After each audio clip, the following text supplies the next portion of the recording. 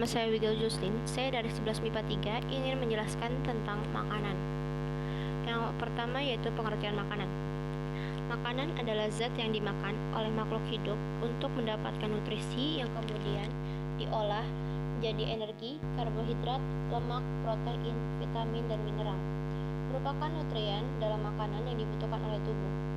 Cairan yang dipakai untuk maksud ini sering disebut minuman. Tetapi, kata makanan juga bisa dipakai. Makanan yang dikonsumsi oleh manusia disebut pangan, sedangkan makanan yang dikonsumsi oleh hewan disebut pakan. Kualitas suatu makanan dapat dinilai dari energi makanan dan umur simpan yang dimilikinya. Konsumsi makanan secara tidak tepat atau tidak cukup akan menyebabkan malnutrisi yang dapat berujung pada berbagai gangguan kesehatan. Selain itu, berbagai jenis makanan bisa memicu timbulan alergi makanan saat dikonsumsi oleh individu yang sensitif. Bahan makanan akan diolah menjadi berbagai hidangan yang berbeda-beda dan menjadi ciri khas suatu kebudayaan atau penduduk di lokasi geografis tertentu. Makanan merupakan subjek yang dipelajari oleh berbagai ilmu seperti ilmu pangan, ilmu gizi, atau nutrisi, dan gastronomi. Selanjutnya, ciri makanan yang menyehatkan bagi tubuh. Itu ada 3. Yang pertama, mengandung zat yang dimiliki tubuh. Nah, zat yang dibutuhkan tubuh itu ada 5. Yang pertama, karbohidrat sebagai sumber energi utama yang penting bagi tubuh. Yang kedua, protein dibutuhkan untuk membangun sel pada tubuh. Yang ketiga, lemak sebagai komponen sel dan jaringan serta larutkan vitamin dan cadangan energi. Yang keempat, vitamin untuk memperlancar metabolisme tubuh dan sel. Yang kelima, mineral sebagai komponen yang turut serta membangun struktur tubuh dan ikut memperlancar proses fisiologis di dalam sel. Nah, selanjutnya, segar dan alami. Bukan rahasia lagi, makanan yang segar tentu saja lebih baik daripada makanan yang sudah disimpan berhari-hari, bahkan berbulan-bulan. Makanan yang masih segar, kandungan gizi dan vitaminnya masih terjaga. Sementara makanan yang sudah lama disimpan, kandungan zat bermanfaat akan semakin menurun kualitasnya. Ciri yang terakhir yaitu tidak mengandung zat-zat berbahaya. Ada kalanya makanan tampak alami dan segar saat kita lihat sepintas, namun hal tersebut tidak bisa dijadikan acuan bahan makanan tersebut benar-benar segar dan alami. Makanan segar memang diperlukan untuk menjamin ketersediaan gizi di dalamnya.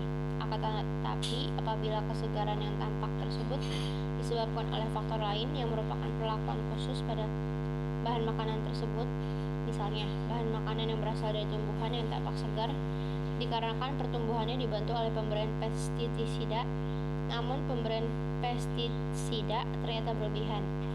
Bisa juga bahan makanan olahan yang tampak segar karena menggunakan zat-zat pengawet. Hal tersebut bisa memberi dampak negatif bagi kesehatan tubuh. Kandungan berbahaya pada makanan diantara lain adalah pengawet, pewarna, penyedap, atau zat aditif adalah beberapa zat yang banyak menimbulkan penyakit di dalam tubuh. Selanjutnya adalah perbedaan makanan higienis dan makanan sehat.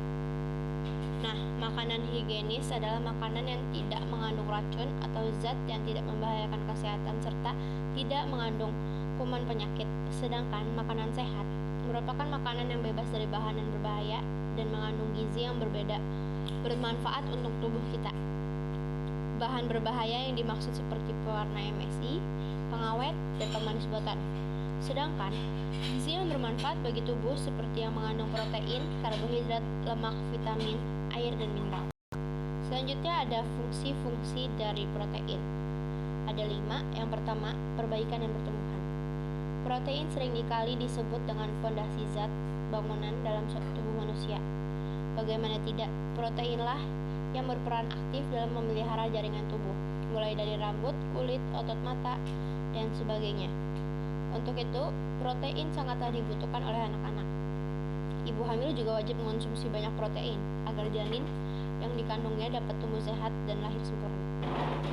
Yang kedua, sebagai pembentuk antibodi atau bebal. Zat protein dalam tubuh tentu tidak akan berdiam diri saja penyakit. Yang kedua, sebagai pembentuk antibodi atau kebal. Zat protein dalam tubuh tentu tidak akan berdiam diri saja menyaksikan tubuh diserang oleh virus maupun bakteri. Protein inilah yang akan membantu sel antibodi dalam tubuh untuk mengidentifikasi dan mengelilingi antigen virus atau bakteri agar tetap terkurung sampai pada akhirnya sel dibasmi oleh sel darah putih. Yang ketiga, sebagai sumber energi.